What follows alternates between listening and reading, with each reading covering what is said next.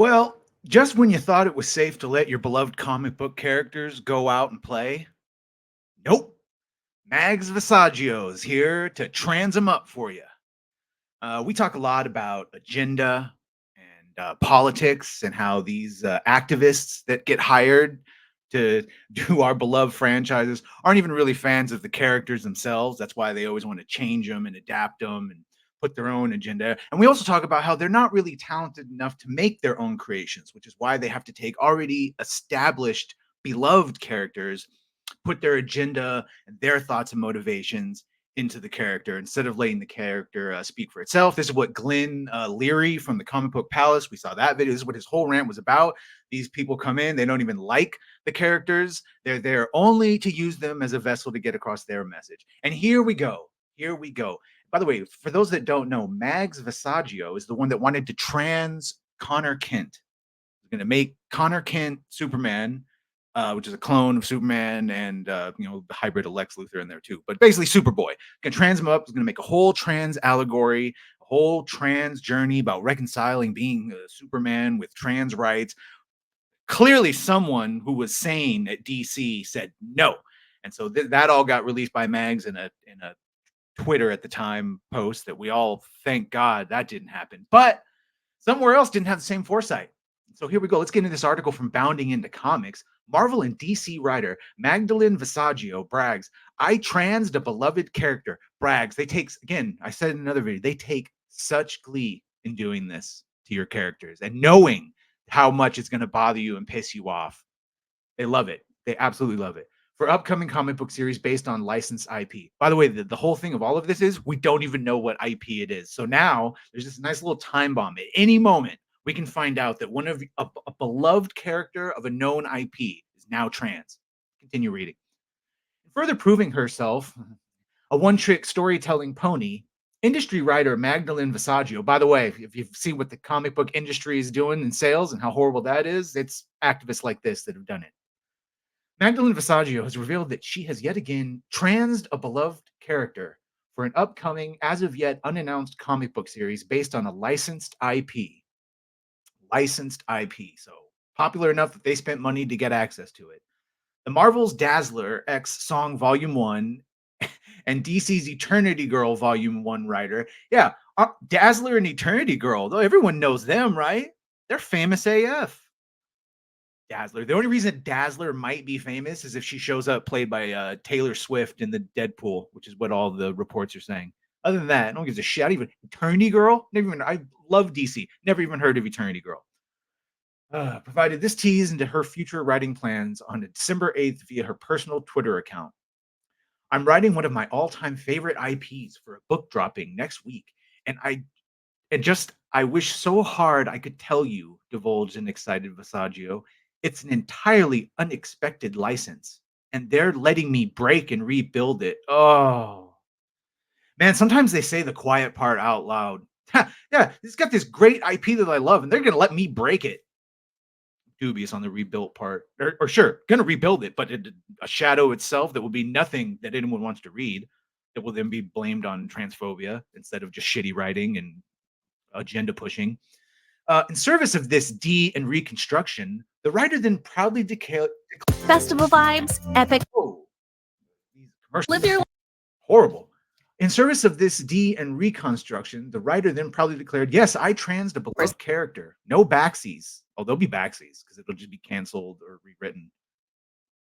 Following this announcement, Visaggio was met with not just praise from like-minded identity politicians, which is like the majority of her colleagues, but also pushback from audiences unimpressed with yet another transing of an established character. It's arguably the most notable of this criticism, as it both came from a transgender individual and drew a reply from Visaggio at Amber Shade 9. Oh, please. This is the best, is you can't call if a gay person says so, you can't call him homophobic, right? If a trans person, you can't call him transphobic. So normally they just like if a black person says something, if they can't call him racist, they just go, well, you have internalized racism. You have internalized transphobia. They just say it's internalized. You hate your own people type of thing. It's, again, shady tactic. We know what they do. We know the things they try to stop conversation. So here's a trans woman, Amber Shade. She goes, or here's a thought. Stop changing established characters into something they're not and just create new characters who are trans. As a trans woman, I'm sick of this happening in the media. Well, we're all sick of it. And the reason they don't make new characters is because she doesn't have the talent to, because they know no one gives a shit. Because even if they do, they don't have the ability to make one that, if you took away the trans agendas that she wants to push, the character would be nothing. There's just shells to be filled with their agenda and their politics. They're not actual real characters, actual real characters struggling with what it would be to be trans and how that would work in the world. Eh, Amber would be a better character for a comic book than transing a beloved one. Let's see. Let's see how she switches it on her. In turn, Visaggio wrote them off with a simple no. Yeah, okay. This is the same thing that Russell T Davies basically just did to all the sane fans of Doctor Who, all the disabled people that said, hey, you didn't need to make that person non-disabled because you thought it was, people were associating it with being a villain. And he just said, oh, poor baby. No.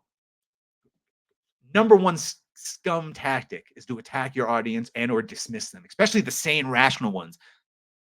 In the wild, wild west that is still the internet, where you are just as likely to have spears thrown at you as you are compliments, you don't alienate the nice ones. Faced with further criticism, the writer then followed up her initial declaration by laughing. Ha ha ha ha. Oh my God, y'all are being so dramatic. When you see it, you realize how zero a big deal this is. You'll just go, ooh, that's all. Yeah, it's such not a big deal that I felt the need to do it. That's how not a big deal it is, even though I knew it would piss everyone off. It's the same thing with pronouns. It's just pronouns. It's no big deal. Well, if you think it's no big deal, try looking at what happens when people go, fuck your pronouns. You get a Gina Carano situation. You get Az from Starfield with his pronoun rant. It's such not a big deal that it elicits the worst possible reaction you could have, as if you were calling for genocide. But again, that's what it's all narcissism. It's all look at me. It's all victim hierarchy. I am the most, transit right now, top of the list of the victim hierarchy. They can do whatever they want.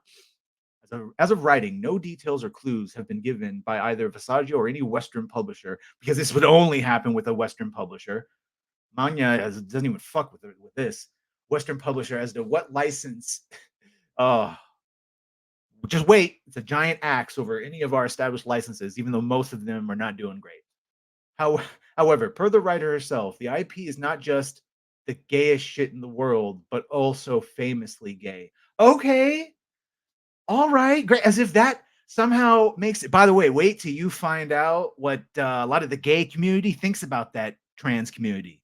The LGBTQ, they're not really all that united, because sort of hard to say you're a part of one group when another part of the group says that group doesn't exist and it's all on the spectrum. Get that another video. Point is, just because it's a famously gay doesn't mean that transing an already popular character is going to go over with anyone.